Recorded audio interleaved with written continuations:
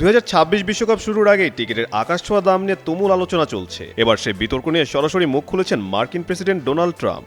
তিনি জানিয়েছেন যুক্তরাষ্ট্রের প্রথম ম্যাচ দেখতে $1000 বা তার বেশি খরচ করতে তিনি রাজি নন। এক সাক্ষাৎকারে ট্রাম্প বলেন, দাম যে এত বেশি তা আমার জানা ছিল না। সত্যি বলতে আমি সেখানে থাকতে চাই, কিন্তু এত টাকা দিয়ে টিকিট কিনবো না। ট্রাম্পের ধারণা অতিরিক্ত দামের কারণে কুইন্স বা ব্রুকলিনের সাধারণ ফুটবল ভক্তরা মাঠে গিয়ে খেলা দেখার আগ্রহ হারিয়ে ফেলতে পারেন।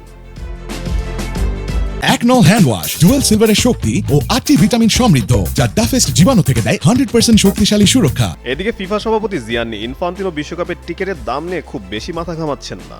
ফিফা সভাপতির মধ্যে চাহিদা এত বেশি যে টিকিটের দাম বাড়া স্বাভাবিকভাবেই দেখছেন তিনি। আরও জানান, 2018 ও 2022 বিশ্বকাপ মিলিয়ে যেখানে 5 কোটির কম আবেদন ছিল, সেখানে 2026 বিশ্বকাপের জন্য এখনই 50 কোটির বেশি আবেদন জমা পড়েছে। তবে ইনফান্তিনো দাবি করেছেন গ্রুপ পর্বে 25% টিকিটের দাম $300 নিচে রাখা হয়েছে।